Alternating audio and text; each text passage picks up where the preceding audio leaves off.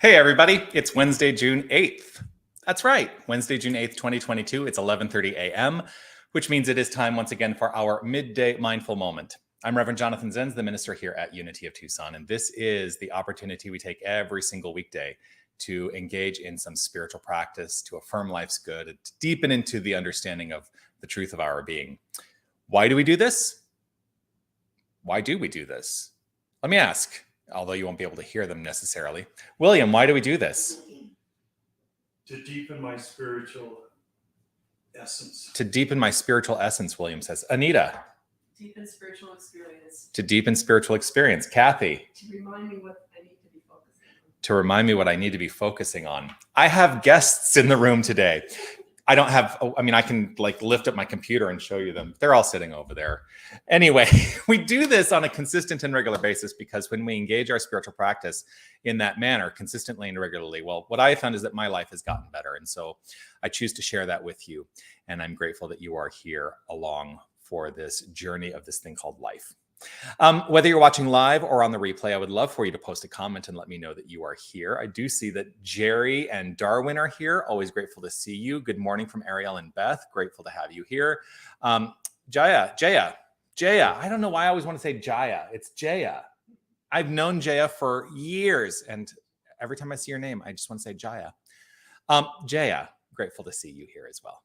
I loved your pictures, by the way, from being up in the White Mountains. I love the White Mountains. Okay, that's beside the point. I will offer this reminder, which is, of course, to say you, yes, you are love, you are light, you are life, you are magnificent. I am so grateful that you shine your light and share your magnificence. Thank you for doing that. Today, what is coming up for me to talk about, and I have some deeply rooted ideas as to why this is coming up for me, which I have debated getting into. Of course, if I turn and ask the peanut gallery over to my right whether or not I should talk about why this comes up for me, they're all going to say, well, of course you should. So I probably will.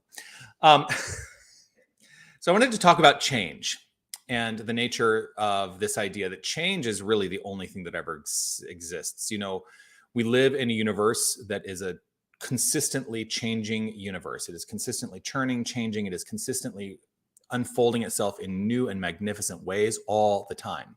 And so if we are resistant to change, well, then we may be getting ourselves stuck in the muck and not moving forward in our own lives.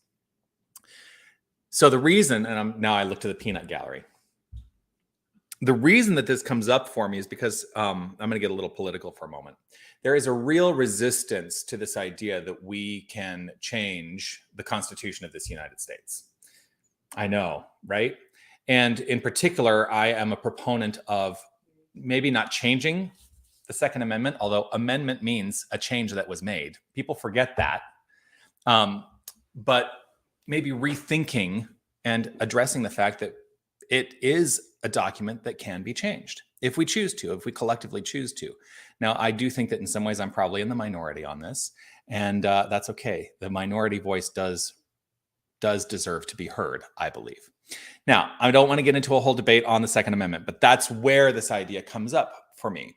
Because I think what happens is sometimes we get so rooted in a reverence for the past, for some past paradigm, for some past idea that is no longer relevant to our current life, that we keep ourselves held back. And so I think if we're going to really look at this from a spiritual perspective in all areas of our life, I'm not talking about just that one area, but although that was the thing that kind of created the construct in my mind. If we look at this in all areas of our lives, I think it's a great question to say, where are we holding on to the past? Where are we putting such reverence into a past idea that perhaps is no longer serving us? Now, there is the opportunity also to look at the past and holding onto those past ideas that are still working for us. I'm not saying that this is an exclusive thing. I'm not saying, let's get rid of everything from the past. I'm saying, know what works. Find what works. That's a spiritual lesson. Find what works. Know what works. Know what needs to be released. Know what needs to be embraced. And I think that there's great wisdom in going on that journey. So today, what needs to be changed? Something that perhaps we can all take to heart and explore on our own. You get to decide what you stand for in change or not. It's up to you. Before I begin the prayer, I want to say hello to Sue. Wonderful Wednesday to you, Sheila, Wayne, and Robin, and Marianne. Grateful to see you all here. So let's just take this opportunity to embrace the necessary change of mind that puts us into a place of acceptance of this forward-moving thing, this evolving energy that I like to refer to as spirit. If it's safe and comfortable, if you'd like to close your eyes, feel free to do so. I choose to close my eyes as it allows me to turn the attention to the inner life and know that the inner life is where all change begins. For as I change my thoughts, my beliefs, and my feelings, I am creating a new construct in the world of experience. And this understanding is rooted in this idea that there is only one infinite power and presence. There is only one source energy. There is only one thing going on, and it is the forward-moving, evolutionary, expansive principle that we call God.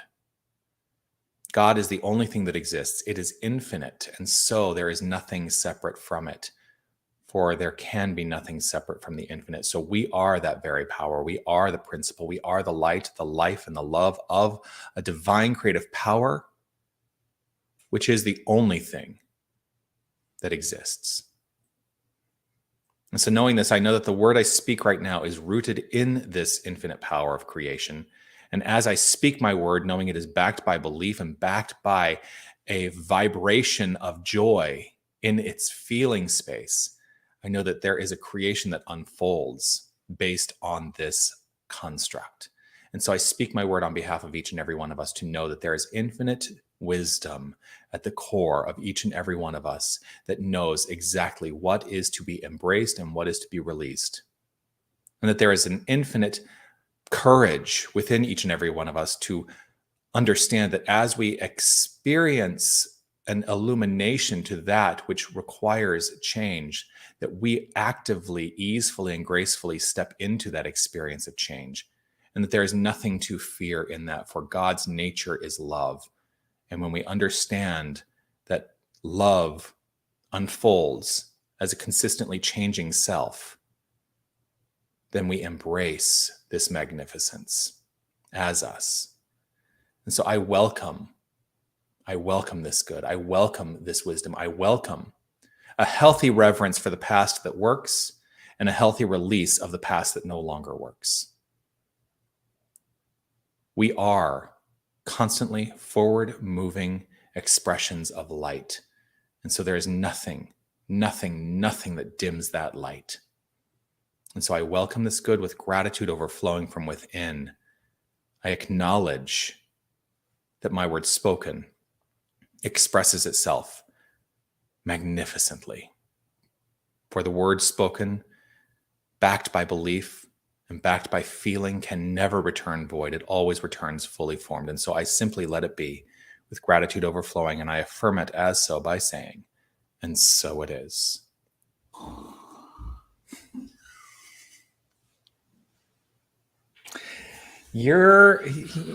I don't know if you heard that. William just let out a big snore sound. Thanks a lot. Oh, if you know William, you know he's a joker. And so it is. Well, thank you all for joining me here today. Thank you all for joining me here today. I am sure, yes. Looking forward to seeing you again tomorrow for the Midday Mindful Moment, right back here at 11:30 a.m. on Facebook or YouTube, wherever you're watching from. Do please like, subscribe, follow, all that jazz. Continue to comment. Ariel says they did hear you. Yeah. Like, subscribe, follow, share this prayer out there. And if you want to join me in about 50 minutes, I'll be in the prayer room here at Unity of Tucson, guiding the Unity prayer service. It's about 20 or 30 minutes of contemplation and prayer, an opportunity to get centered right in the middle of the week, in the middle of the day, in the middle of the week. And that's an in-person only experience. Also, you can join Sunday mornings for guided meditation at 9:30 and Sunday celebration at 10. Those are both online and in person. As a reminder, I keep saying this every day. This week, I will be out of town, so you will have the benefit of enjoying the wisdom and the insight and the inspiration of Reverend Felicia Searcy as she guides our Sunday celebration. I'm super excited to watch it online when I land in Kansas City on Sunday afternoon. All right, that's it. Peace and blessings to you. I love you all. Thanks for joining me. Be well.